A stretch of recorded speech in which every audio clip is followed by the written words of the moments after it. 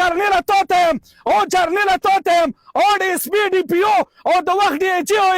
آی جي تاسو ته یم راوباسو تاسو د خپل بچي د مو په علاقې کې ووسو او بیا راولو توپې وډاسو بیا به زه تاسو قسم چې رښتیا سره تاسو د ریاست په بدور خلک یو د یو سپي درد هم زړه کې پیدا وکړه ته نه خو د انسانیت په قدر ووتلی ته خو راڅه بمباري یې کوه خپل عوام ولا خپل خلک ولا ماشومان ولا ښځې بېکور را بېکوره کوه زه ښه یم که نه راوباسه د خپل بچي د بار راوباسه یوه ورځ دیندارۍ کې ورباندې شپه وکړه چې ته ما ته تحفظ نشي راکوی ما ته امن نشي راکوی ما محفوظ کولی نشي بیا ما نه پیسې او ټکس ته څه شي اخلي تاسې مهرانې واوره ریاست کې ټول راځي که هغه پوځ دی که هغه پولیس دی که هغه نورې محکمې دي د فورسز چې څومره محکمې دي دا د تا باندې لازم دي او فرض دي چې ته د خپل ریاست اوسېدونکي ته تحفظ ورکړې خو افسوس خبره دا دی ته په تحفظ ورکولو کې ناکام یې او بیا ټوپک راواخلې او په خپل عوام باندې ټوپک چلوې ته شرمېږې نه تا ته شرم نه ودرېږي تا کور کې خپل بچي نشته خپل ورونه د نشته خپلې ښځې د نشته دې نه خو دا معلومېږي چې تا له انتهایي زیات بې غیرت او غیرت تر نه وتلی دی که د مسلمان سړی پښتون سړی غیرتي سړی چې په خپلې ښځې ځایرېږي دا چې د بل په ښځې ځایرېږي که نه ځایرېږي رښتیا وي او ځایرېږي که نه ځایرېږي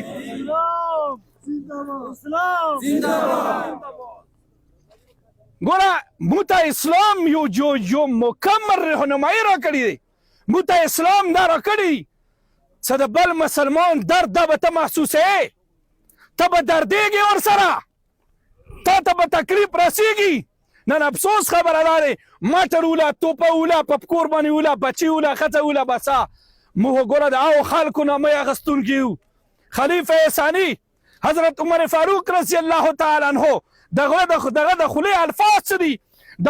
وخت حکمران دی د 22 لاک مربع میل دنیا حکمران دی صرف د یو وړې غوندې قصبې نه صرف د یو ملک نه 22 لاک مربع میل دنیا باندې حکومت دی خو د هغه په خولې ناره څه دی اگر دریائے دجلہ کے کنارے کتا بھی پیاسا مر گیا تو عمر قیامت کے دن خدا کو کیا جواب دے گا هغه څه خدا غمم دی چیرې که د دریای دجله په کنارې باندې یو سپی د ولګونه مړ شه نو قیامت ورځې به عمر خدای ته څه جواب ورکوي او حکمرانانو هغه حکمرانان ځان نه جوړ که د یوه سپي درد هم زړه کې پیدا وکړه تا نه خو د انسانیت په قدر ووتلی ته خو راڅه بمباري یې کوه خپل عوام ولا خپل خلک ولا ماشومان ولا ښځې بېکور را بېکوره کوه زه ښه یم که نه راوباسه د خپل بچي د بار راوباسه یوه ورځ دیندارۍ کې ورباندې شپه وکړه او کرنیله تا ته یم او جرنیله تا ته یم او ډي اس پي ډي پي او د وخت ډي ایچ او آی جي تاسو ته یم راوباسو تاسو د خپل بچي د مو په علاقې کې ووسو او بیا راولو توپې وډاسو بیا به زه تاسو قسم چې رښتیا سره تاسو د ریاست په بدور خلک یو صرف ما قربانولو دپاره تیار یو ما هم د قرباني والا فکره جوړه کړې دی دغو عوامو نه دغو پښتنو نه دغو مسلمانانو نه صرف بس دا به د قرباني والا درد جوړېږي تا بچی څه کوم دی په سیکورټي کې نه څه کوم دی په کیلومیټرو خو ورته بندونه لګولي دي څه ما والا بچی محفوظ وي ولې در ما والا بچی چې ته اسمان نه راغورځېدلی دا ما ته مفتو کې میلاو دی دا د خلکو د بچي انداسې چا ورکړي دي خیرات کې ورکړي دا به په خپل بچي باندې نه دردېږي نو ته وخت مو خو حکمرانانو هغه وخت ګوره لرې نه دی د الله قرآن واوره سوره انفال دی واتقوا فتنة لا تصيبن الذين ظلموا منكم خاصه وویرېږو د هغه عذاب نه هغه عذاب چې هغه به صرف خاص کسانو ته نه رسېږي عام عذاب به وي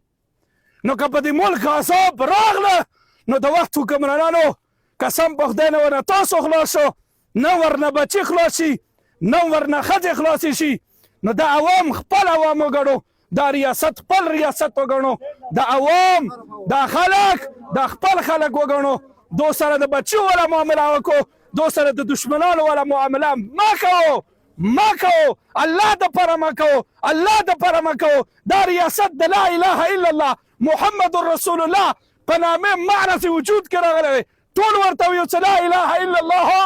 محمد رسول الله لا اله الا الله محمد رسول الله دا د هغې لا اله الا الله محمد رسول الله نامې اخیستونکي دي او د هغې نامې د وجې دا ریاست په دې وجود کې راغلی دی دا ریاست ما ویرانو دا ریاست لهلوهان کومه دا خلق مسلمانان مه زیرو کنې په الله قسم الله قسم د رمضان المبارک میاشت دی وګوره مسلمانانو د رمضان المبارک میاشت او د روژه ماتي ټیم او اوله روژه او زلزله دا زلزلې خوښې نه راځي د زلزلو څه سبب دی او هغه سبب ظلم دی چې کله ظلم کوې نو هغه ذات چې اسمان و ځمکه ودرولي هغه ذات چې د غرونو نظام یې قایم کړی دا ټوله دنیا یې قایمه کړې هغه ته یو سیکنډ هم نه لګېږي بیا به واوړي به په ټوله به واوړي بیا به ټول ختم شي د تاسو خالي به هم ختم شي د تاسو چې کوم د ځان دپاره د محلات جوړ کړي دا هم به ختم شي نو بیا درته یم د وخت حکمرانانو د وخت هغه خلکو چې اقتدار هم په لاس کې دی د وخت هغه خلکو سوال درته کوم دا خلک دا مسلمانان ما زیرو دا د وخت وفادار دا د ملک وفادار خلک دي دغو د وفاداري دا